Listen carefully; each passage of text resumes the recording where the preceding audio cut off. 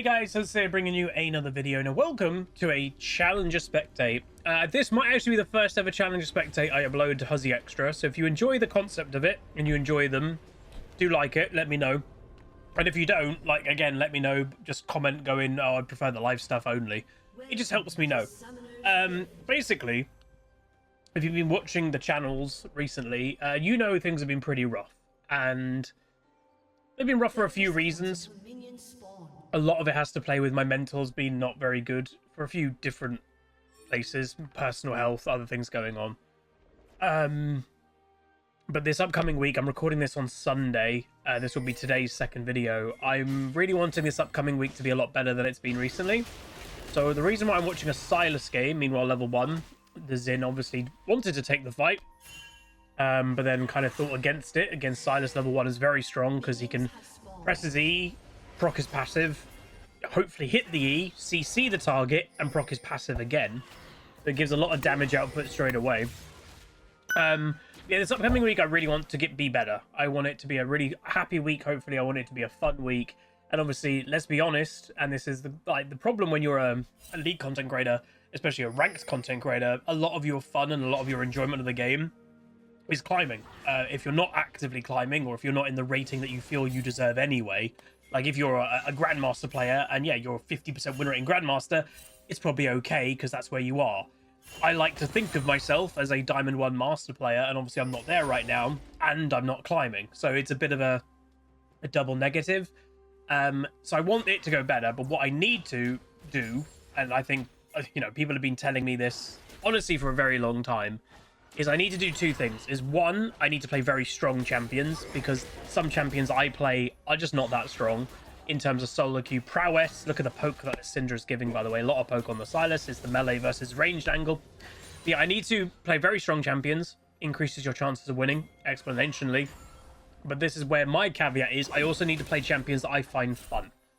I do find Silas fun. I think it's honestly quite hard not to find him fun. He's a very powerful champion, and when the thing with a Silas, and I think the kind of concept of powerful champions is, if you play Anivia, you know, arguably my best champion ever, when the game goes good, Anivia can feel a very, very powerful champion.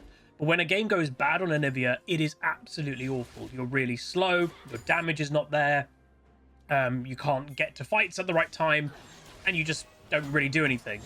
I think where the concept of strength of champions in modern league and solo queue especially, I think it's shifted in the last couple of years. It was very normal back in the day to have really good games and really bad games, but the stronger champions from the last, you know, few years, their strength in lies when they have good games, they take over a match. When a Silas has a good game, he kills everybody, they don't really have a chance. But also when you have a bad game, he's not useless. I'm sure we've all been in those type of games. Silas is not having a good game, but then he suddenly just gets a triple kill, and you're like, oh. Or like a Viego does that, right? Like a Viego's 0 and 3, kills one person, becomes that person, then ends up with a quadra, and you're like, huh, Samira is the same.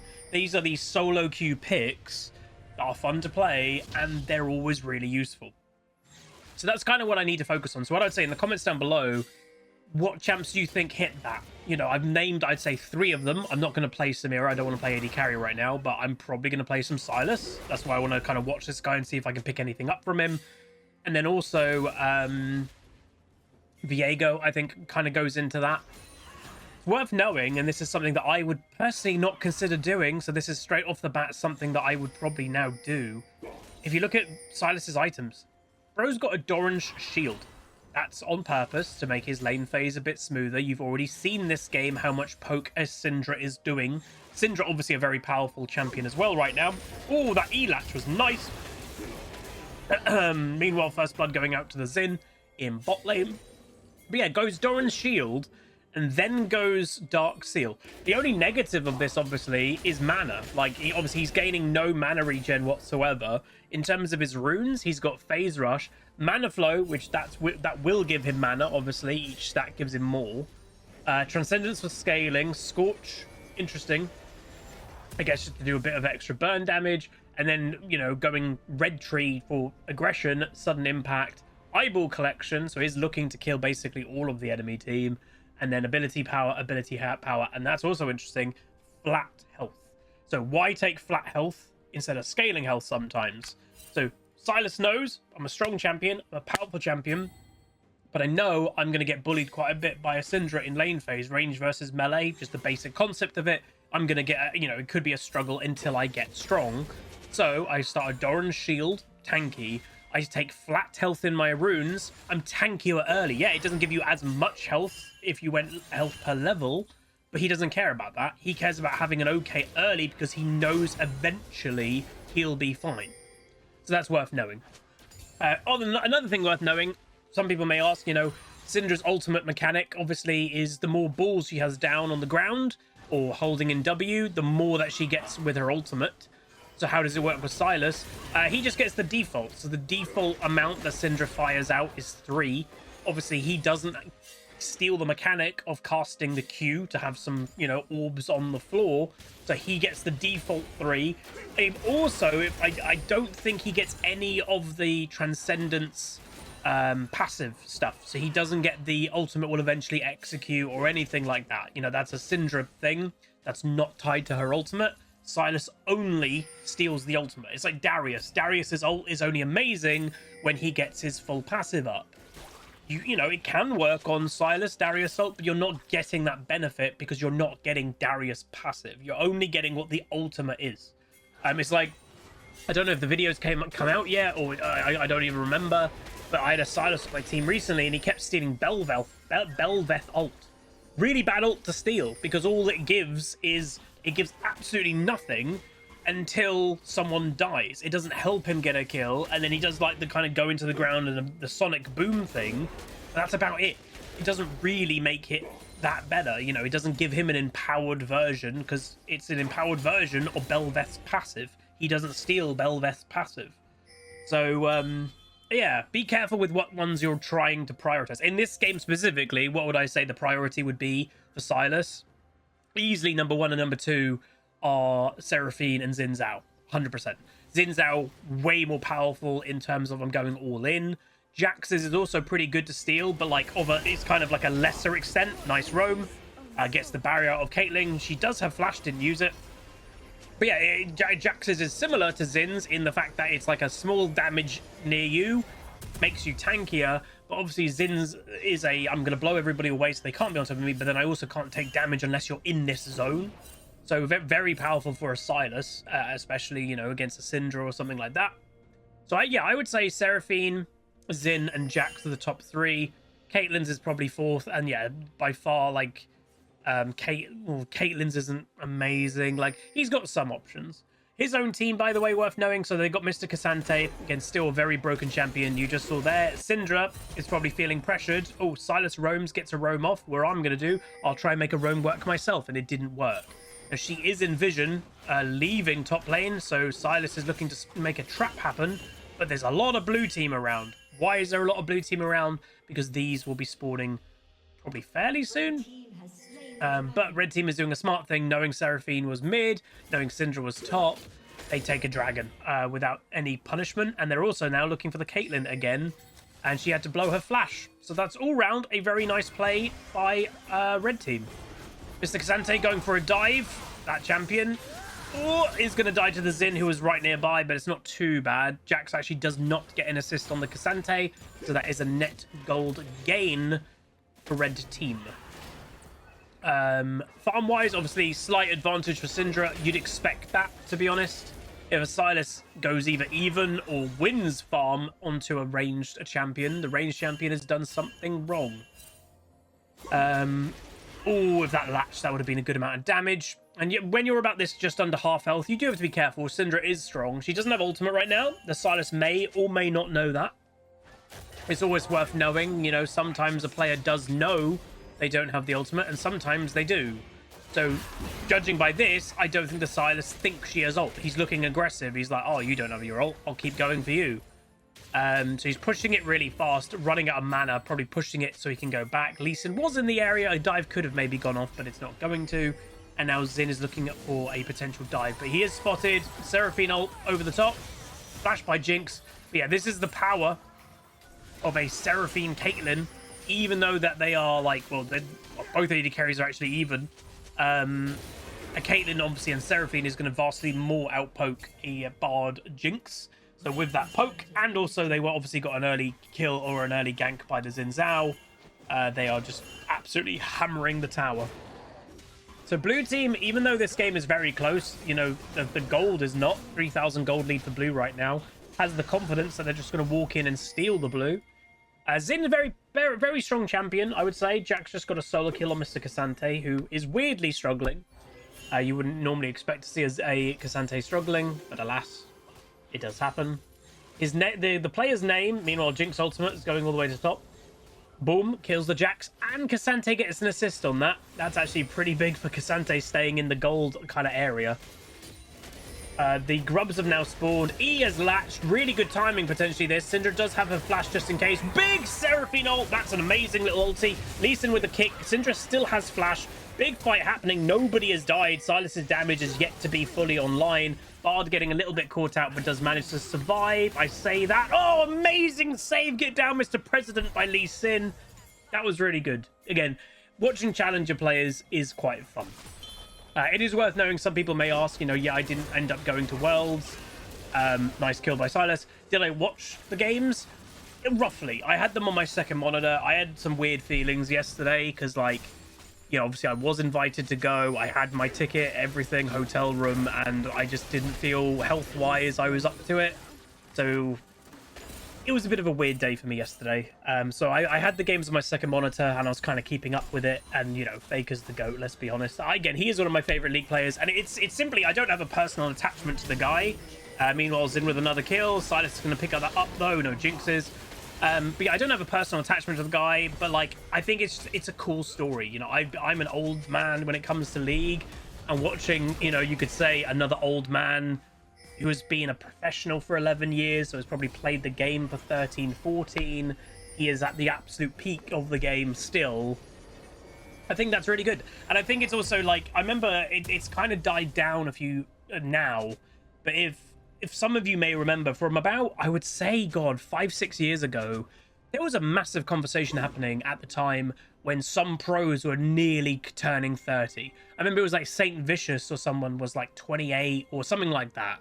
And then there was a whole conversation, Reddit blew up about it, Twitter was talking about it, and people go, oh, they're too old. And it's like, what? Like, I don't think it's an age thing. I think some people do naturally get better or worse with games. And I also think that there's some players that naturally suit the game in instances. Like, League has fundamentally changed as a video game in the 15 years it's been a game. Where some players, like let's say Faker, he has played from the beginning when it's quite slow paced and more strategic to the absolute craziness in how fast everything is nowadays. He's done it all. Some people can keep up with that. Oof, dead by Lee Sin. Some people just adapt with it and they just get on with it. And Faker's obviously the best example of that. And some people don't. You know, I'm an example that I'm not perfectly keeping up with. And it's not even like the skill of the game. It's the enjoyment of the game. Like, my skill and how I play, I would say personally, and it's not just a League thing, it's a video game thing, it's a life thing for me. If I'm enjoying something, I will put my heart into it and I will try my best to be amazing at it and get good at it. Like, that's who I am as a gamer. That's who I am as a person. Wow, that damage. And with obviously my enjoyment, and I don't think it's been, you know, it's not, you know, it's quite obvious. My enjoyment of the game with how the direction of the game has gone down in the last couple of years. I struggle in some aspects. And that's the thing. I still fundamentally love League. Mechanically, it's my favorite game. And that's the thing. It truly is. When I'm playing other games, and, you know, I try to, people come onto my stream going, oh, Huz, what other games are you playing at the moment? My honest answer a lot of the time is, oh, not really much. And it's not that I don't try. I'll play a game and I'll be playing it for half an hour. And my instant thing is, I'm not enjoying this as much as League. Like, that's true to this day, you know? So I truly do love this game. Anyway, Silas obviously 501. Still down quite a bit on farm to the Syndra. Syndra's having a completely fine game herself, but Silas is obviously doing a lot more roaming, as you'd expect. He's a melee champion. If you're just playing ranged normally, range versus melee matchup, that's the thing. A melee champion will look to go roam because they are going to get naturally poked out more. And it's what I've been saying for quite a long time. Mages are strong right now in terms of their individual power, but a mage, a typical mage like Syndra or Anivia or whoever you want to input typical mage here, them laning against a non-mage can be an absolute nightmare, and a lot of the time is in solo queue, because they can't. A typical mage like Syndra, even though she's very powerful and people say, oh, she's a great champion, and she is, she can't stop a Silas. She can't go, oh, you're not roaming right now. She doesn't have the power to do so. She doesn't have the wave clear. She doesn't have anything that can actually just lock down this Silas and go, you're not roaming. No mage does. A mage can't stop a Silas doing it, a Katarina doing it, and a Kali doing it. Nice. This is, by the way, a 4v5. The only one that's not involved is the Jinx in mid of red team. So if red can hold out here, obviously it's a 4v4 technically now because Syndra is dead. But yeah, absolute fiesta. 15 to 16 minutes into the game, and we're basically having full 5-man top lanes. Jinx has now made her way here. Blue team re-engaging, does get 1 kill. Cassante going on the whole back line with a big ultimate to try and redirect the Xin. Caitlyn in out of position. Syndra now respawning as teleport to get back into the fight. Again, this is craziness, right? Flashes everywhere, really good flash CC. Cassante ends up getting a couple, like a kill. Silas gets a double kill and all that. I think he stole Zinol, and that was the perfect ult to steal.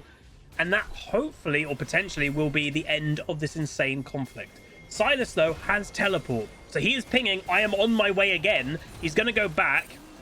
He's trying to bait them to staying, but Cassante just gets a solo kill because it's Cassante. Meanwhile, Silas comes back in, and boom, legendary Silas. Massive overstay by blue team, but you can see how it can be done. Both teams got caught out slightly by the mid laner teleporting back into the fight. That was really cool. Again, that stuff, I don't mind. That's quite exciting, you know? Was it, and again, it's worth saying, even though there's a lot of aspects that I preferred from old League of Legends, if you will, I'm not in the kind of the La La Land delusional camp that everything was better back then. No, it wasn't. We literally had metas back in like season 1, 2, 3, 4 that nothing happened, and we just farmed for 30 minutes, and then one big team fight happened, and that was the end of the game. That was a lot what happened in solo queue back then. That wasn't great, you know. It was great if you were playing a hyper carry, obviously, but not amazingly fun for actual enjoyment. I've also noticed during this commentary, I haven't done that. So we've actually had full vision this game. Normally, I don't do that, but I've not done one of these in quite a while. I will be, by the way, doing, at the very least, depending, obviously, this feedback, I'll see what you guys say if you want to see more of these or not. But I do have a viewer spectate to do, so expect one of them in this upcoming week. That will be of Ace, who is pretty much the guy that we've done the most of them for. So yeah, look out for that. Jack's looking for a play on the Jinx. Nice block there by Silas and Caitlyn ulti, but then as fighting at Jack's going to try and run away. And obviously worth mentioning, look how tanky this Silas is, because he has got Jack's ultimate. And now can the Caitlyn get away? She's got double summoners, but she's not going to use it. And that, again, that's an important lesson, and sometimes in lower ranks I do see people just blowing summons for the sake of it. In that instance, Caitlyn had barrier flash. Could she realistically have survived that? Not really. Again, these are challenger players playing against challenger players. Why wouldn't she have flashed then? She's getting chased down by a highly mobile Silas. If she even flashes it, maybe she could have survived, but then it's a maybe survive versus saving your flash for a definite survive. Like, I think that's sometimes what you have to consider is, oh, if I flash this, I'm still probably dead. So I'm going to accept that, and maybe the next time that play happens, or a similar play happens, flash will 100% save my life. Okay, I'll save it for that. So that's when a player in that instance is, what they're doing is they're weighing up their options in the split seconds. Every time that they're doing a play, a lot of these players, yes, League is, you could call it a reactionary-based game. Nice E. It's a reaction-based game, but there is so much micro decision-making happening within. Oh, misses the E. Yeah, there's so much micro decision-making happening in the same time that it's really hard to just, like, explain everything. Meanwhile, another kill by Silas, 11:04. Obviously, Cosmic Drive is giving him that CDR. It's giving them that movement speed to chase people down. There's the flash. So like mentioned earlier, that was a maybe survive versus she did survive. So there's right there the difference. Worth mentioning, Silas with full stacks of Magi's. So obviously full stacks of Magi is very powerful. Another kill for Silas. Enemy team obviously trying to fight the Lee Sin. Waits for the E to get in range. Does get the E in range. And Cassante picks up another kill. Worth mentioning about his build. Like, again, this is where I'm learning. I probably will play a Silas game here and there this upcoming week. Obviously, in my mind, I'm like, oh, where's Lichbane? He's not prioritizing it. What has this Silas prioritized? Think about it. He's got Rocket Belt and Cosmic. It's all about mobility. It's all about movement speed, and it's all about mobility. Rocket Belt obviously gives him the dash, extra dash to get onto people as a melee champion. His Cosmic gives him movement speed. It gives him ability haste to use his abilities more. It's all about, let me use my abilities more by being quicker, making my dash happen more, and having a Rocket Belt to close the gap on melee champs. So obviously, we've said it for a long time, mobility in Modern League is king.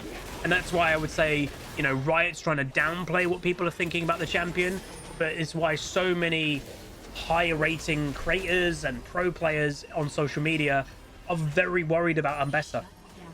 Because if you look at that, like, mobility is king in the game. She is the queen of mobility. She has mobility in everything she does due to intertwining a dash with every single ability cast on her passive.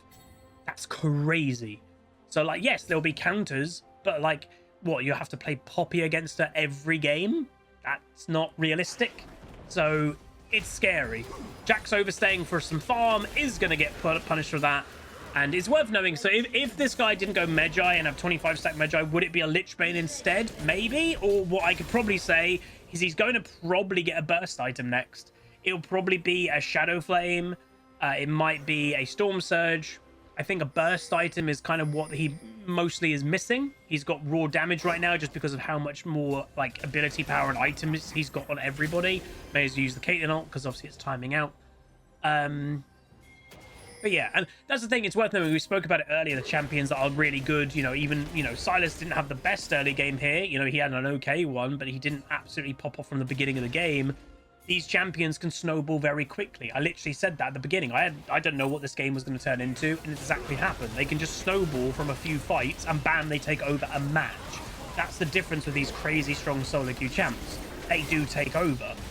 A lot of them, it's worth knowing that at least the AP variants, a lot of them understandably are Magi champions, because that's inherently what they're all about. They're all about, if I do well here, I'm going to take over this game. I don't enjoy all of them. Obviously, Katarina is one of them. Don't enjoy Katarina. I don't enjoy Evelyn. But I do enjoy Silas. So, yeah, look out for Silas this upcoming week. So, Silas is going to go back, finishing his... Oh, actually, no, he's changing his mind because of how much gold he's making. He sold an Amp Tome there to buy another large rod. So, obviously, just basic math, a Storm Surge or something of that nature is not as good as finishing a Death Cap. So because of how fed he is and how much money he's constantly making, and this Zin, by the way, cannot get away, he's going to try. Yeah, Death Cap is just worth it. So you can definitely tell the Zin's mental might have gone a bit boom. Zin, the jungler, split pushing bot lane when Baron is being done, bit peculiar. So it's worth knowing. Obviously, the higher rating you go, the higher a lot of the time surrender rates are in League of Legends. Because players know when the game's over. You know, I know there's all those attitudes of never surrender and all that stuff, and they can be useful from here and there. They can maybe win you the occasional game where you may have just surrendered it, but on the vast majority of these times, challenger players know when the game's over. So they just don't want to waste their time. So, like, the Zin there, we saw earlier there was a surrender vote that got denied, I think, wherever it was. I did see it pop up in the chat from Blue Team. There it is. So at 21:10 surrender vote, one person said no, and I guess one person didn't vote. So probably the Zin was in the yes category, and because his team is saying yes, he's like, this game is over, I'll just go, you know, I'm not going to go AFK, but I'll just go side lane. So they managed to get a pick on the Lee Sin, by the way, so that is the momentum for Blue Team. They're going to see what they can do, but they haven't managed to get enough yet, and with Silas coming into the back line, he is quite a scary boy. I would say there he arguably stole the wrong ultimate, but I don't know if he had all ultimates available to steal. And there is the surrender vote. So 16-0-8 from Silas. Finishes his death cap, by the way. And very powerful. So let me know what you guys think about Silas. Again, as I said, you're probably going to see me playing him very soon. As for content, by the way, of the stuff that I've not been too happy with obviously the week being quite bad, you would have had the video earlier on Huzzy Games, and you'll have one more video from that last week, which will be tomorrow's main video, and then I'm completely wiped out of content. So tomorrow is Monday of me recording this. I've got the main video already for Monday from last week, but then hopefully everything moving forward will just be better. Hopefully we'll have a better week, hopefully it'll be better content, and yeah, hopefully it will be good. So it's worth mentioning as well, sorry to say, Syndra completed officially 1 item. She probably wasn't too far away from completing her second. Meanwhile, Silas had 3 full items and a full stack Magi. Damn. But anyway, that's going to be it. If you guys enjoyed, do throw a like on it, throw a comment, throw a subscribe, and I'll see you guys next time. Peace. Call down the reckoning to bring back hope and peace. Restore our glory to live forever.